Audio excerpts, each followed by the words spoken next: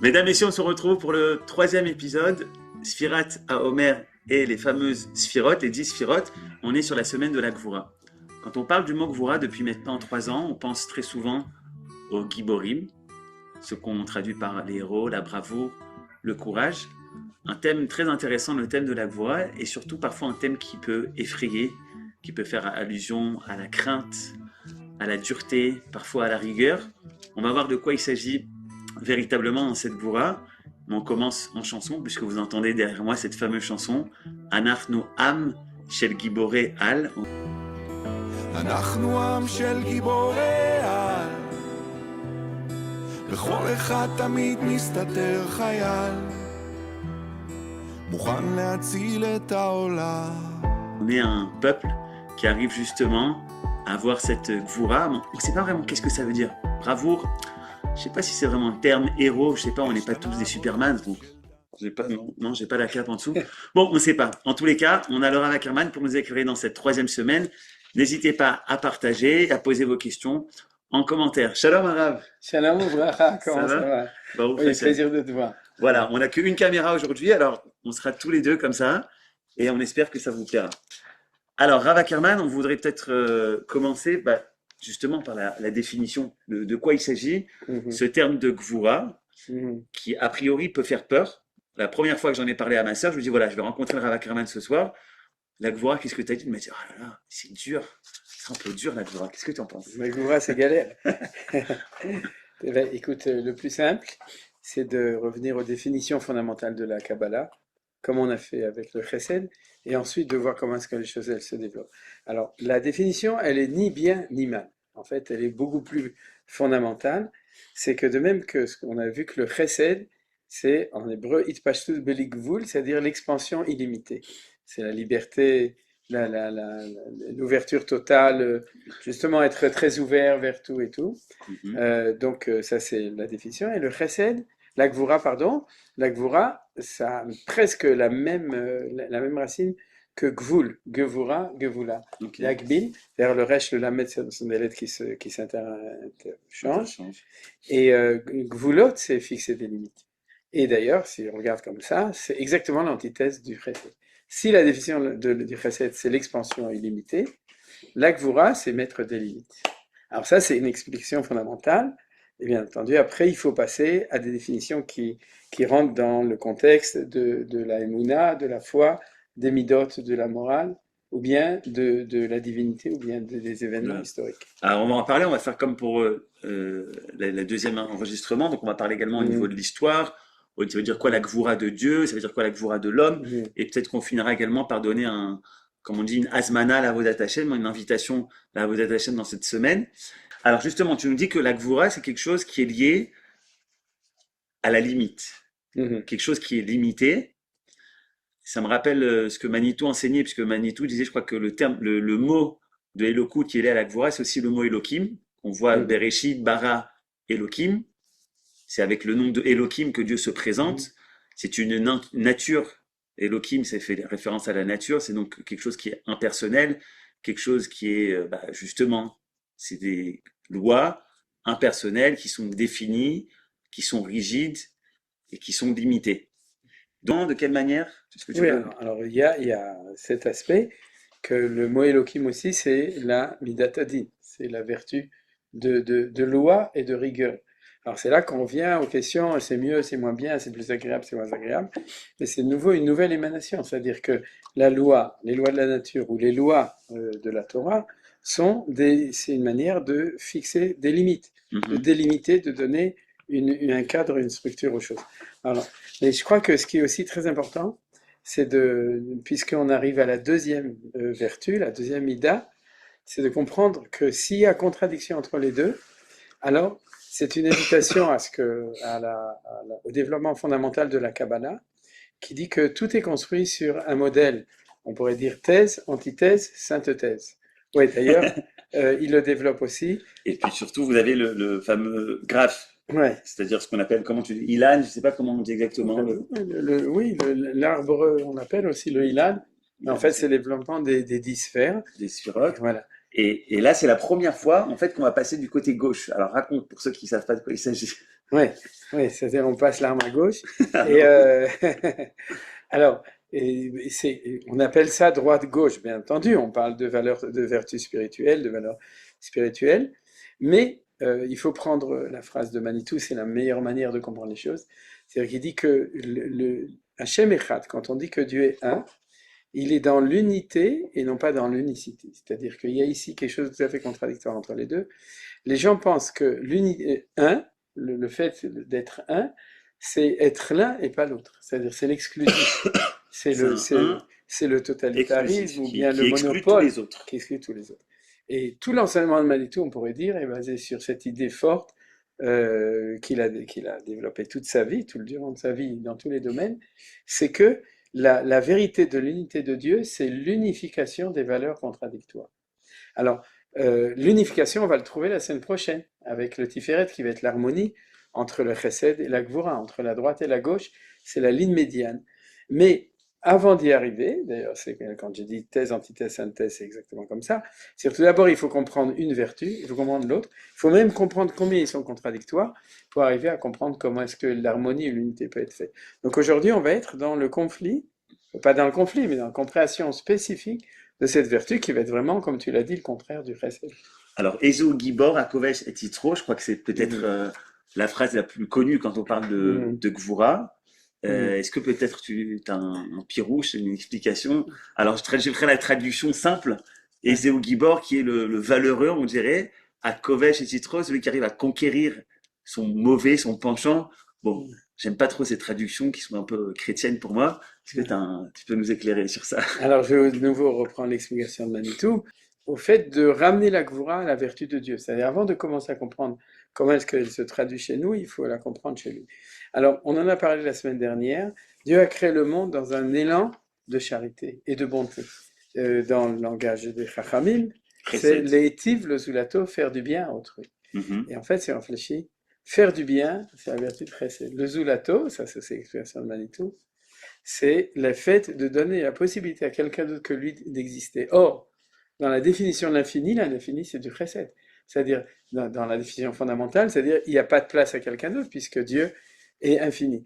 Donc, pour qu'il réussisse à créer le monde, il a dû faire ce qu'on appelle un tzimtzum, c'est-à-dire se restreindre pour donner la place à l'autre. Et bien, ça, c'est la base de la Gvura au niveau congénital de la création du monde. Dieu a créé un monde pour donner à quelqu'un d'autre, et puis la possibilité qu'il y ait quelqu'un d'autre que lui, c'est que Dieu s'est retiré de son plein être infini pour donner la place à quelqu'un d'autre. Et ce Tzimtzum, c'est la base de l'apparition dans le monde de la vertu morale de la Gvura. Donc on a une nouvelle définition de la Gvura, c'est la capacité de se limiter pour donner la place à autrui. Et Manitou disait, c'est ça le sens plus profond. Ezeu Gibor, quelle est la vertu de Dieu qui est la vertu de Gvura? L'Ichvosh et Tisro, c'est que de se limiter dans sa volonté instinctive de Dieu, si on peut dire ça, son Yetzer, et son Yetzer, c'est d'emplir le monde, ou bien même de donner un maximum. Je donne un exemple avec un enfant. Quand un parent va avec son enfant dans une accolade, dans un supermarché, Mhm. alors l'enfant dit je veux ça, je veux ça, je veux ça, ou bien n'importe où. Eh bien, on a envie de tout lui donner, mais on sait qu'il faut créer certaines limites. Et c'est la même chose. Dieu, s'il s'écoutait, il aurait tout donné tout de suite. Et il ne le fait pas pour permettre à l'homme d'exister, et aussi en tant qu'existant, de réussir son projet. Donc, tu nous dis que justement, cette voix, c'est cette capacité à mettre une limite. Ouais. C'est pas quelque chose qui, comme on l'a dit, it tout, quelque chose qui Mhm. s'étend, Mhm. mais quelque chose qui arrive à rentrer dans un cadre, dans une Mhm. limite. Ça permet quoi finalement cette limite?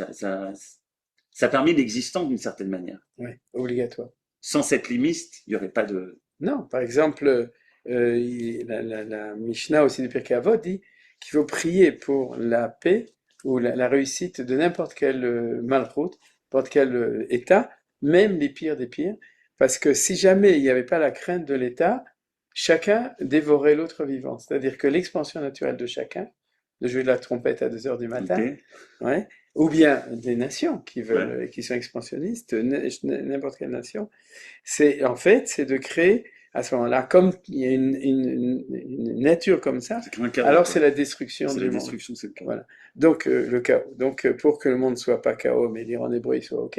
Donc, à ce moment-là, il faut créer des limites positives. Et c'est ça qu'on voit une Gvura positive, fondamentale.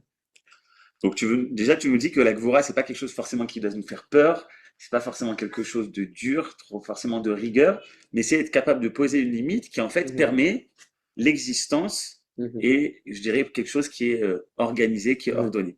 Mais seulement, il y a aussi le côté négatif. Il y a aussi le côté négatif. Dans chaque Est-ce que tu vertu. veux qu'on rentre dans ça Oui, maintenant je dans voudrais le... parce que je pense que c'est très important cette semaine, puisqu'il y a un très bel enseignement de Manitou.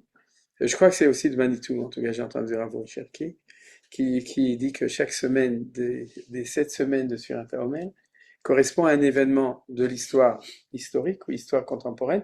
Il y en a en tout cas 3 qui font partie de l'histoire contemporaine, et on a un événement par semaine. Alors, pour l'instant, on va rester sur les 2 premières semaines.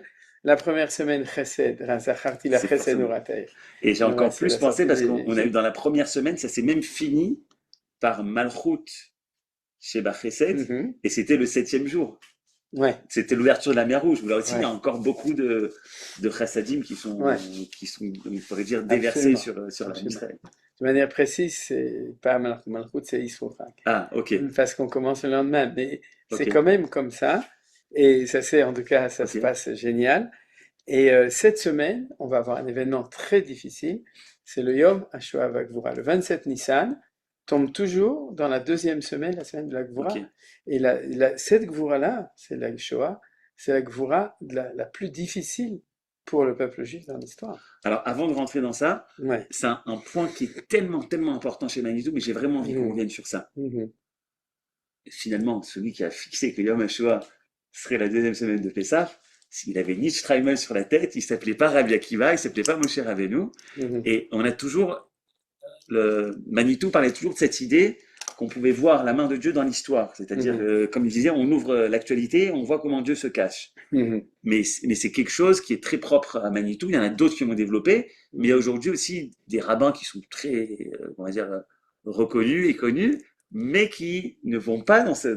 Est-ce que Mhm. tu peux nous dire cette spécificité? En quoi c'est tellement important cette idée de montrer que Dieu intervient dans l'histoire et même dans l'histoire moderne et qu'on peut trouver en fait Tout d'abord, c'est l'évidence de l'évidence, puisque l'existence du peuple juif et le début de l'histoire commence par l'intervention de Dieu dans l'histoire avec la sortie d'Égypte ce qu'on a vu la et semaine le don dernière. de la Torah, ce qu'on a vu. Donc, et puis après, ça continue.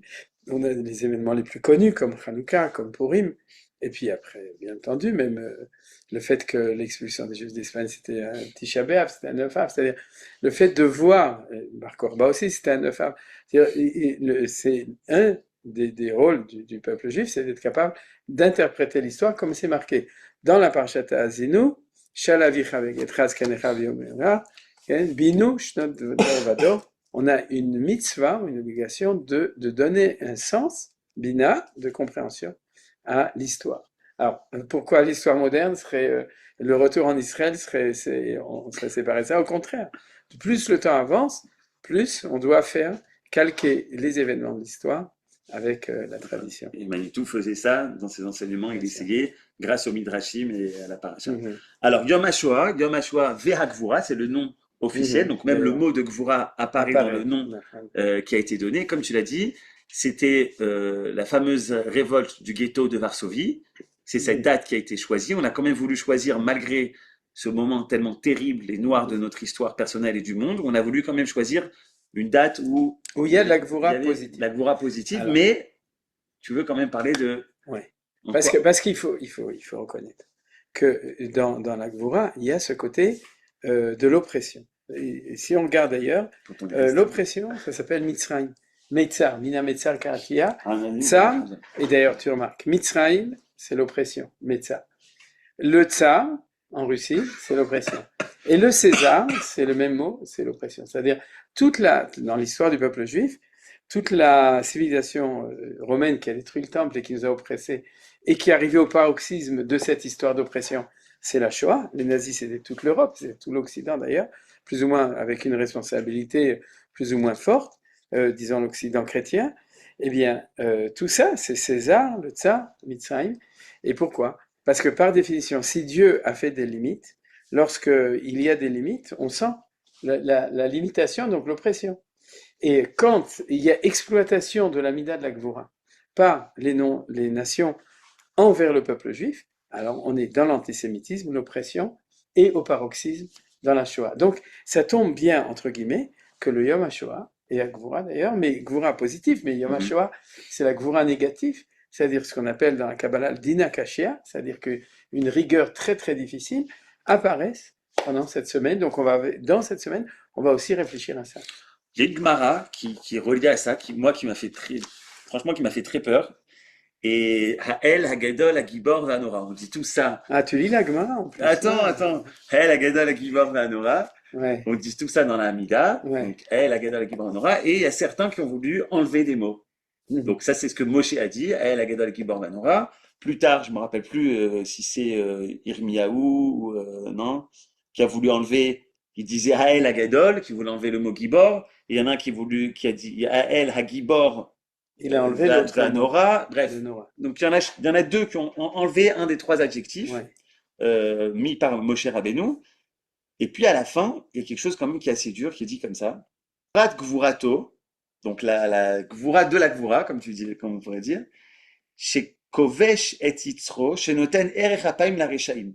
C'est écrit ici que la Gvura de la Gvura, c'est lorsque Dieu lui-même a été Kovesh et Yitro, donc on revient un petit peu à ce que tu as dit tout à l'heure. Donc il s'est restreint, d'une certaine manière. Venatan Erechapam, donc il a donné du temps au Rechaim de nous faire le mal, les pires horreurs. Disons que dans la prière qu'on dit tous les jours, les trois attributs, les seuls qu'on dit sur Dieu, c'est qu'il est grand, qu'il est Gibor, qu'il est héroïque, et qu'il est Nora, et qu'il est craint. C'est-à-dire il éveille la crainte. Et ça correspond à Chesed, Gvura, Tiferet. Le Gadol, c'est Chesed. Gvura, c'est Gvura. Et Nora, on le verra la semaine prochaine. C'est Yaakov Avinu. C'est la crainte, c'est aussi Tiferet. Donc, et Daniel et Yirmiyahu, au moment de la destruction du deuxième temple, quand ils ont vu tout ce qui du premier temple, pardon, par les Babyloniens, et d'abord Jérémie et ensuite Daniel qui était après, ont vu ce qui s'est passé, ils ont tout simplement dit, la Gemara dit, ils voulaient pas mentir. Ils pouvaient pas mentir. Donc ils ne voyaient pas ni la Gvura, ni la Nora, c'est-à-dire la crainte, ni la Gvura de Dieu. Donc ils ont enlevé de l'Amida ces deux mots. Dans la prophétie, ça enlevé. Oui, mais dans la prophétie, parce qu'ils disent que dans la Hamida, si, ouais, au premier temple. Bien sûr, puisque c'est marqué chez Moshe Rabbeinu. Ok. Bien sûr, c'est la Mida Tova. Okay. Et donc, ils ont effacé dans le Sidour de leur époque les deux mots, parce qu'ils disaient, on ne peut pas dire comme attribut de Dieu cette chose-là, et comme tu l'as dit, après les gens de la grande assemblée, au moment du retour à Sion, c'est-à-dire où tout d'un coup on a une perspective, on a été capable de expliquer ce qui s'est passé, et comme tu l'as dit, au niveau de la Gvura, c'est de dire qu'une partie de la Gvura de Dieu, c'est en fin de compte ne pas faire marcher sa Gvura de Gvurato, et laisser la méchante Gvura, la mauvaise Gvura des Rechaim, un certain temps, parce que ça fait partie aussi du projet d'histoire. C'est des choses qui sont très, très pénibles et très difficiles à comprendre. Mais je crois que puisqu'on est dans la semaine de la Shoah, et que, a priori, on n'a pas de réponse, on a beaucoup de questions, on n'a pas de réponse, eh bien, cette Gemara, c'est une des sources de réponse. Et tout d'abord, elle a aussi un très bel enseignement, c'est que c'est a posteriori du retour en Israël que tout d'un coup, on peut avoir une certaine compréhension possible de cette difficulté énorme qui était là, puisqu'ils ont ramené, à Tchèque Agdola, ils ont ramené le Gibor dans la Hamida. Bien fait. Faut dire la vérité, c'est que toi, tu as beaucoup enseigné ça, et Manitou aussi, on a juste ouvert les questions qui sont liées à Yom HaShoah pour faire le lien avec la Gvura, etc. Mais on ne peut pas ouvrir ici le fameux pourquoi la Shoah, où était Dieu dans la Shoah. Tu as donné toi des cours, Manitou a écrit un article excellent que vous pouvez voir, mais c'est pas le thème général de minutes. Et donc on a parlé maintenant de la création du monde, la Gvura, on a dit que c'est le Tzimtzum, c'était le côté de Dieu se restreint pour laisser place à l'univers, à l'autre, au prochain, entre guillemets, qui est l'homme, avec un grand H, et dans l'histoire au niveau de Yom HaShoah qui tombe justement, cette sphère de Gvura. troisième point, dans quelle Alors, direction le tu veux troisième qu'on point, c'est qu'on aille? qu'on va rester dans le national.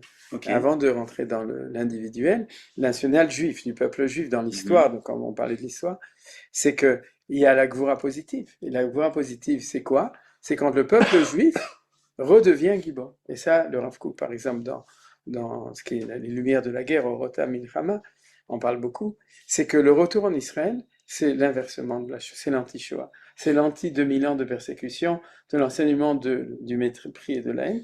C'est que nous devenons Giborim. Or, quand les Goïms, ce que la Gemara Ouais. parle dans Yoma, page 69, folio B, quand elle parle, quand Dieu se retient et qu'il laisse les Goïms, c'est ce qu'on appelle du Chilul Hashem. Parce Mhm. que il donne la possibilité au monde de penser qu'il n'est pas là dans cette Gemara. Et c'est la raison pour laquelle Yirmiyahu et Daniel ont manifesté, on l'a enlevé. Et quand nous revenons et que nous faisons justice et que la Gvoura d'Israël apparaît, c'est le contraire, c'est le Kiddush Hashem. C'est l'antithèse. Et sans doute que ici aussi, on a une réponse, pas à la Shoah en tant que Shoah, mais dans le sens qu'on est passé de 45 à 48 du Chilul Hashem, Shmi Mechulal Bagoim, comme dit Ézéchiel, chapitre 36, que mon nom est désacralisé dans les nations à cause de cela.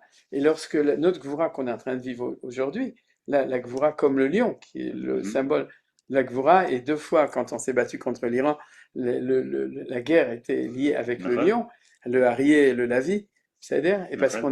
on est retourné à la vie, et, et donc dans cette idée-là, c'est le retour de la Gvoura d'Israël, et derrière la Gvoura d'Israël, c'est la Gvoura positive de Dieu, pas dans le sens de se restreindre, mais au contraire d'agir de manière justement vaillante, de manière de Gvoura, de puissante, pour pouvoir se défendre. Merci de suivre cette vidéo. Si vous appréciez, c'est le moment de faire un like en bas, de vous abonner à notre chaîne Lil Mode et de partager. Et pourquoi pas même mettre un petit commentaire. Ça nous fait plaisir, ça nous soutient et ça nous permet de continuer à diffuser les enseignements de la Torah d'Eretz Israël. C'est parti, on reprend. Tu me tends la perche pour passer dans une autre face, c'est Ilgaber Kahari Lavodat Tabo. Le Shulchan Aruch, donc au XVIe siècle, Rabbi Yosef Karo commence son fameux Shulchan Aruch, qui est aujourd'hui le livre de référence de Halacha pour tout le monde. Itgaber Kahari. Donc c'est ce qu'on vient de dire, c'est-à-dire le lion, celui qui a la capacité de les Itgaber. Mais ça m'ouvre pour passer sur le côté un petit peu individuel et cette tension qu'il y a entre le monde des pensées, de la pensée juive, donc vous avez Mouna, ce que t'enseignes, Manitou, le Rav Kook, le Maharal, et le monde de la halacha. C'est-à-dire qu'il y a une tension entre ces deux. D'un côté, les idéaux, les grandes idées du judaïsme, la moralité juive, mais après ça, le Shulchan Aruch commence, Idgaber Kahari. Et c'est d'ailleurs pas pour rien que la halacha s'appelle également les dinim. Vous vous rappelez, quand on était en seconde, première, avant, on avait le cahier des dinim. Et dinim, c'est donc les lois, mais ça vient aussi du mot din, qui est quelque chose de dur, d'un petit peu rigoureux, de fermé, donc justement de mettre un cadre. Qu'est-ce que tu penses de cette tension justement entre les deux et au niveau, on dirait, cosmique et également au niveau personnel de l'homme? C'est très important parce que au niveau du judaïsme, un juif qui a reçu une bonne éducation juive, il vit dans cette tension, puis c'est une tension jusqu'au moment où c'est devenu une harmonie entre ces deux parties du judaïsme. Alors il y a des gens, par exemple, qui ont fait une overdose de judaïsme et qui sont partis parce qu'ils ont cru que le judaïsme, c'était que le dinim. Ce qu'on appelle l'orthopraxie. Voilà, din, et puis eux, ils ont fait la sardine, ils sont partis. Ils ont enlevé le din. Et donc ça, c'est vrai, parce que dans la relativité, en haut, le monde de la pensée, il est plus récet, et en bas, dans le monde de la réalité, dans le monde de la réalité, il faut se lever à une certaine heure, il faut travailler, il faut étudier, il faut faire Kriyat Shema, et donc au niveau de la halacha, c'est le monde de la Torah, de la spiritualité, quand elle descend dans la réalité du monde. Et à ce moment-là, comme le monde ici, c'est un monde de loi, un monde de dinim, un monde de structure, alors il y a une très grande partie de la Torah qui sont les halachot, et qui sont la présence de Dieu révélée dans le monde de la structure. Et c'est vrai que du coup, la halacha, il est du côté de la Gvura en général. Mais pas dans le fond. pas dans le fond, Oui, mais bien sûr. dans Dans l'expression de la dans chose, l'expression. ça Voilà, s'exprime par exactement. une temporalité, Ouais, par des choses qui sont ouais, interdites, permises, ça c'est tahor, ça c'est tamé, ouais, kasher, assour, ouais. etc. Et je continue dans ça. Le Rav Kook dit que justement, pour lui, il a une pisca où justement il décrit tellement d'émotions, d'idéal de s'élever dans la Avodat Hashem, dans la simcha, la kedusha, et que faire entrer tout ça dans des horaires, dans des choses qui sont limitées, dans des dynimes, dans la halachot, c'était dur pour lui.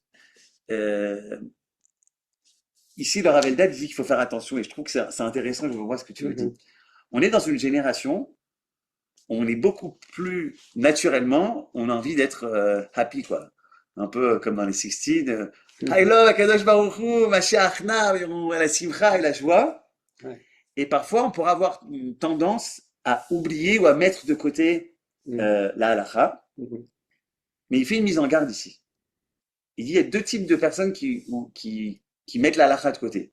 Il y a ceux qui sont vraiment dans un élan de doucha et qui ont du mal justement à faire rentrer toute cette doucha dans des ustensiles, dans des choses qui sont petites, dans des détails.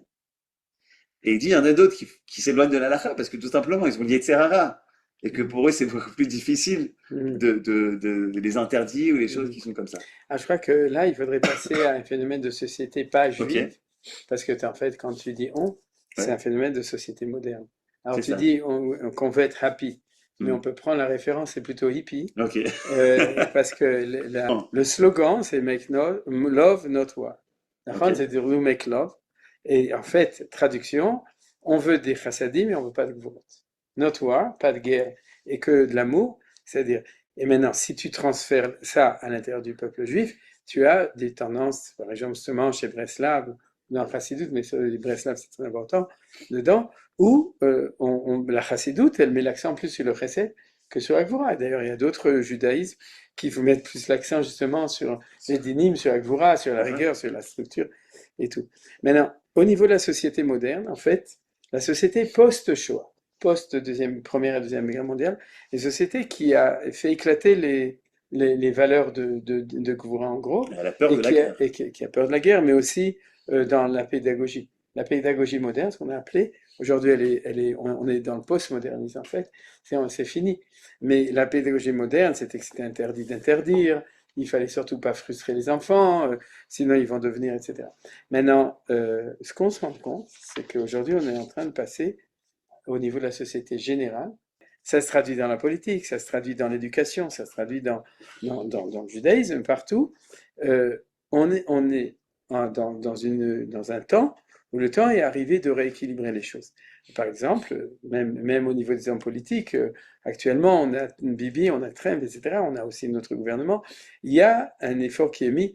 Bon, il y a aussi quelqu'un qui est très important dedans dans le monde de la pensée qui s'appelle Jordan Peterson, dans le monde נכון. général, qui parle énormément de ça dans ses mots, dans sa culture, mais il ramène exactement à ce sujet, c'est que le temps est arrivé d'arrêter avec un système qui ne justifie au niveau de la morale que la gauche, que le chesed, que la gentillesse, que l'acceptation de l'autre à n'importe quel prix, et que le temps est arrivé de fixer des limites. Le monde ne peut pas exister, comme on l'a dit avant, sans limite. Et bien là, on est exactement dans la réponse juive à tout, puisque la morale juive, c'est une morale qui, aujourd'hui, puisqu'on étudie Chesed et Gvura, on étudie le fait que dans le monde, une partie de la morale, c'est être capable de structurer et de fixer des limites.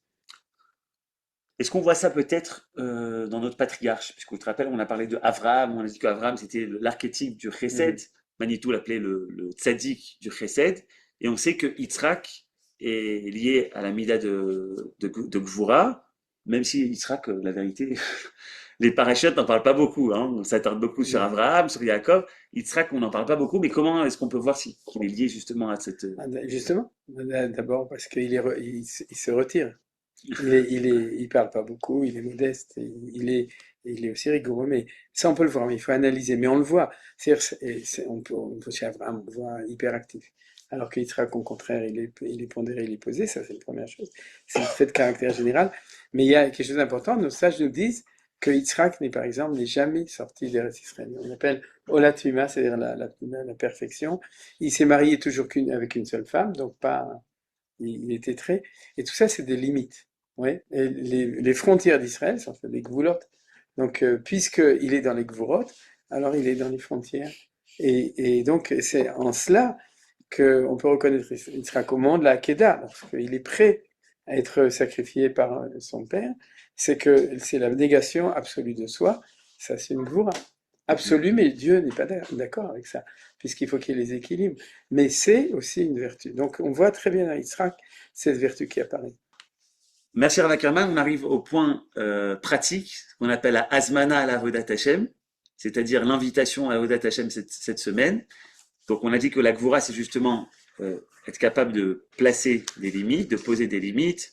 On a dit également que c'est lié à la halacha, c'est lié à Yitzhak, et on a parlé également au niveau historique, Yom HaShoah, et au niveau de la société moderne, qui justement a peut-être du mal à poser des Gvurot, surtout que le monde des possibilités infinies. Justement, j'aimerais parler de ça avec toi, parce que je me demande si c'est pas lié également à un thème qui me parle, c'est la ravakut meucheret, c'est-à-dire le fait que les gens ont du mal à se marier. On prend nos grands-parents, je sais pas à quel âge sont mariés tes grands-parents, mais j'imagine tôt ou pas, non? Via la Shoah, je sais pas. Mes arrière-grands-parents. Tes arrière-grands-parents, ok? À l'époque, on se mariait assez tôt, assez jeune. Et j'ai l'impression que justement, cette idée de Gvura, c'est-à-dire de se restreindre en fait, parce que finalement, tu te restreins, tu fermes tes champs de possibilités, c'est dans tout. Ça veut dire aujourd'hui, avec ton téléphone, tu peux recevoir un livre qui a été sorti en France en 48 heures, tu peux recevoir un truc de AliExpress en 4 jours. C'est-à-dire qu'on a le champ des possibilités dans notre société moderne qui est le Ensof à la portée de main, cette société de consommation. Et on a du mal à faire des choix et à s'engager. Et on le retrouve, je pense, également dans le fait de se fermer avec une femme. Oui, mais peut-être que, ah ouais, mais il y a encore cette copine de la copine qui m'a appelé, que peut-être... Qu'est-ce que tu penses de tout ça? Je pense que ça fait partie de cette globalité de Avodat Hashem. C'est-à-dire que maintenant, quand on parle d'Avodat Hashem, donc de servir Dieu dans ce qu'on va appeler les midot. Les midot, c'est la morale et c'est la conduite. Il y a le travail individuel de chacun. D'ailleurs, c'est celui qui doit décider, celui ou celle qui doit décider qu'il rentre dans la Gvura de se marier avec, comme on a vu avec Yitzhak, qui s'est marié avec une seule personne, qui n'est pas allé voir autre part, ni dans les autres pays, ni dans les autres. Ça, il était avec Rivka en Israël. Voilà, c'était un vrai sioniste. Mais au niveau de la société, c'est ce que je disais, c'est-à-dire que là, on est dans un problème de société. Et dans ce problème de société, c'est la société qui doit trouver des réponses. Et quand on vient en disant « Ah, c'est assourd, c'est interdit », c'est pas comme ça qu'on va pouvoir approcher les gens ou leur expliquer. C'est-à-dire de construire la Gvura positive, c'est-à-dire de construire cette valeur, d'expliquer aux gens que cette valeur c'est pas se mettre la corde au cou ou enterrer sa vie de garçon, de célibataire, c'est au contraire se construire. On peut donner un très bon exemple qui est donné, je crois, par Rav Shimshon Raphaël Hirsch à propos d'un arbre, mais je crois que c'est lui. C'est qu'un arbre, si tu ne l'élagues pas des deux côtés, ça devient un arbuste qui poussera jamais vers le haut, alors que le fait d'élaguer, alors ça lui permet d'être sadiq atamaïfrar, comme le palmier qui monte comme ça, et un jour il fait un feu d'artifice. Mais il faut absolument, ça fait partie de l'éducation, et ensuite ça fait partie de la vie, d'être capable de se fixer des limites. Mais il n'y a pas que ça. Mais ça fait partie aussi. C'est magnifique ce que tu dis. Tu dis que c'est pas dans le côté, dans leur dire que c'est interdit, mais c'est leur montrer qu'en fait, s'engager, c'est la porte pour construire, pour avancer. Ça veut dire, en fait, je ferme des portes. En fermant des portes, c'est vraiment la Gvura, c'est-à-dire que je me restreins, mais ce qui va me permettre de faire grandir moi face à moi-même, face à ma femme, une famille, différentes générations. C'est comme tu as donné le machal de ce... D'ailleurs, nos chachamim, ils disent que quand tu te maries, tu donnes une bague, et tu dis, arrête, mekudeshet li, tu es marié avec moi. Bon, on ne dit pas marié, on dit mekudeshet. Et la Gemara dit, de la Soura Akoulé Alma Kekdesh, c'est le fait qu'elle est mariée avec moi, et elle est interdite à tous les autres comme quelque chose qui est sanctifié. Donc, c'est une conscience que pour réussir un couple, il faut aussi avoir conscience que tous les autres, c'est pas nous. C'est-à-dire que, et par rapport aux autres, c'est la frontière. À l'intérieur, c'est que du chesed. Magnifique. Il a fait, c'est sur la bague elle est carrée, bref, c'est la Kabbalah. On rate pas. Ceux qui ont compris, ils ont compris. Des idées pratiques. Donc là, peut-être. Alors, pratique, on va peut-être reprendre le même plan. Allez, C'est-à-dire, tout d'abord, il faut apprendre de Dieu. Ça, ok. c'est ce qu'on appelle Idabek Bemidotav, c'est-à-dire que chaque fois, Afurachom, ouais, afatarachom. de même que lui est d'une certaine manière, c'est la base aussi d'un très beau livre important de Rabbi Moshe Cordovero qui s'appelle Tomer Dvora. Tomer Dvorah. Ah ben C'est pour ça voilà, que je t'ai fait ça. voilà, c'est ça exactement. Le livre de Tomer Dvorah, c'est-à-dire le palmier de Déborah. Et donc, dans ce livre, il étudie la moralité en apprenant de Dieu. Donc, la première chose, ce qu'on a vu dans la Gvura de Dieu, c'est l'idée du Tzimtzum, et pour donner la place à l'autre. Là, c'est quelque chose de très important. Donc, cette semaine, alors, on va essayer, chacun, de réfléchir, est-ce que je suis capable de me restreindre pour donner, pas pour souffrir, mais au contraire pour donner la place à l'autre, dans le couple, dans la famille, dans la société, dans le travail, un peu partout. Ça, c'est la première enseignement qu'on peut tirer, qui est par rapport à ce qu'on a dit, le fondement théologique, le fondement éloqué, divin de la Gvura. Là, on essaye de donner peut-être un exemple un peu plus concret. Ça voudrait dire, par exemple, parfois réfléchir quand je parle ou se dire Oui, par exemple, tu réfléchis quand on parle, dans- et essayer de réfléchir que peut-être il y a quelqu'un d'autre qui a aussi envie de parler.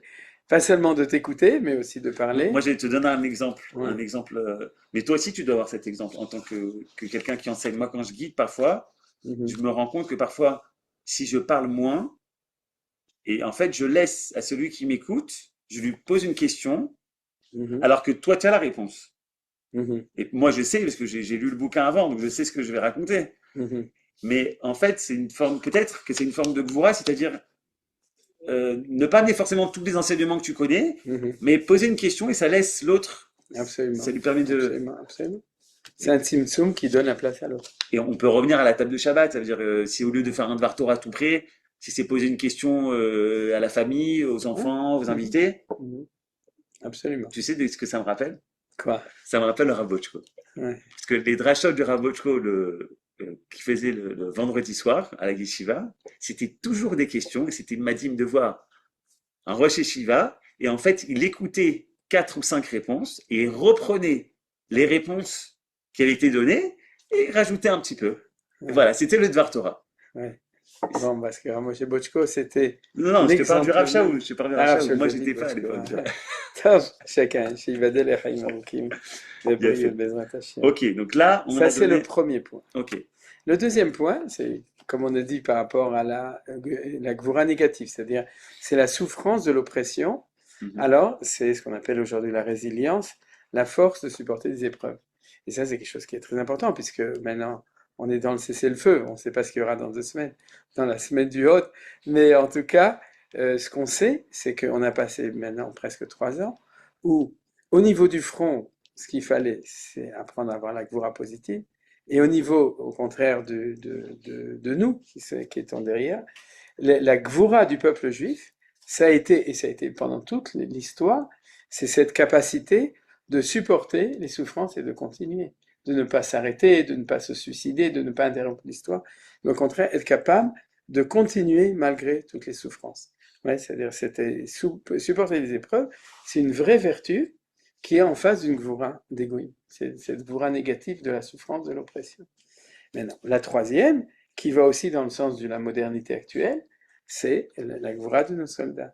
C'est-à-dire qu'on peut aussi être gibor comme ici, partout. sur le front. C'est-à-dire, même si on n'est pas sur le front, d'abord les encourager, les reconnaître cette valeur et éduquer dans cette valeur. Et puis pour nous, on peut avoir l'occasion tous les jours aussi d'avoir cette gvura positive, d'être héroïque. C'est-à-dire non pas d'être des héros, mais des héros. Ouais. Et donc ça, c'est les deux qui sont comment traduire dans notre vie personnelle, et actuellement c'est la vie collective, ce qui est les grandes idées au niveau de l'histoire du peuple. Non, ça se traduit par des centaines d'actes, que ce soit, on l'a vu, les gens qui faisaient la cuisine pour les soldats, aider, les dons, Mhm.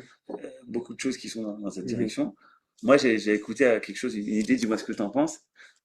C'est un bonhomme qui est dans les bouchons. Bon, à Jérusalem, il y en a beaucoup. Bah, au Hachem, Jérusalem se développe, il y a le tramway un peu Mhm. partout. Et quelqu'un qui se trouve dans un bouchon qui doit arriver à l'horaire. Il a fixé une ravruta, il a fixé un rendez-vous, peu importe. Et alors lui, qu'est-ce qu'il va faire, à ton avis, quand il est dans les bouchons? Réécoutez le défi. Non, il va écouter le podcast qu'on est en train de faire. On vous salue si vous écoutez.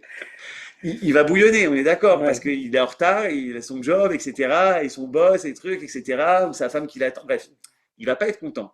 Mhm. Donc en fait, en lui, il va avoir un genre de casse, quoi, un genre Mhm. qui va se développer une colère. Ça, c'est un bonhomme. Et tu prends le même bonhomme, il est chauffeur de taxi, il y a des bouchons. Ça va être quoi sa réaction quand il est chauffeur de taxi? Je vais gagner encore plus d'argent. Il y a le monnaie qui tourne, ça tourne, ça tourne, Ouais. et il va se faire encore plus d'argent. Ouais. Et je me suis dit, c'est intéressant parce que les deux, ils sont à côté. Il y a deux voitures qui sont dans le même bouchon, il y a deux réactions complètement différentes, totalement Mhm. différentes. Et je me disais, grâce au livre Les Sods Asphiroth, peut-être un travail qu'on peut faire sur nous, c'est que quand on est face à des gvouras qui sont difficiles, c'est-à-dire on va être en retard, donc Mhm. c'est jamais naïm Mhm. c'est de souffler, de respirer et de se dire, si j'étais le chauffeur de taxi.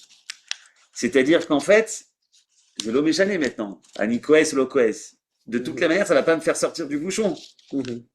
C'est en fait être capable de voir dans les gvourotes, d'essayer de trouver un peu de chesed. Mhm. Et il y a sur ça un mot très, très, très beau, qui disait Kol Amtana, Ki Matana. Ouais, fait- Chaque attente, où en fait t'es en lachat, t'es en pression parce que tu vas arriver, tu vas aller Ouais. plus vite, C'est une pression dans le temps. une pression dans le temps, mais en fait il y a une matana dedans. Il y a un cadeau, il y a quelque chose que tu dois Mhm. prendre ce temps pour Ben, c'est la question de Daniel ou de Hermia. Ayek Vurotav. Où est le côté positif de la Gvura? Et en fait, si le temps, on a des limites dans le temps, on a des limites dans l'espace. l'espace.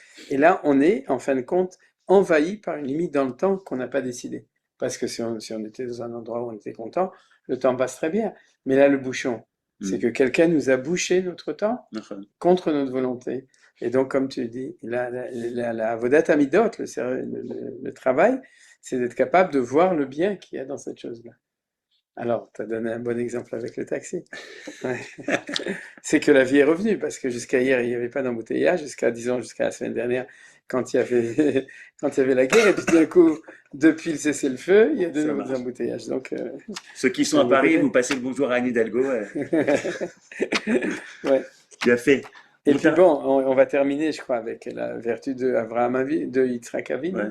c'est le fait de structurer, organiser, définir, cadrer. Ça, c'est la gvura positive dans notre petit monde à nous. C'est pas le tzimtzum pour laisser la place à l'autre, c'est être capable de s'organiser sa vie et dans lequel tu as très bien insisté sur l'élément des dinim, de la loi, de la halakha, pour nous.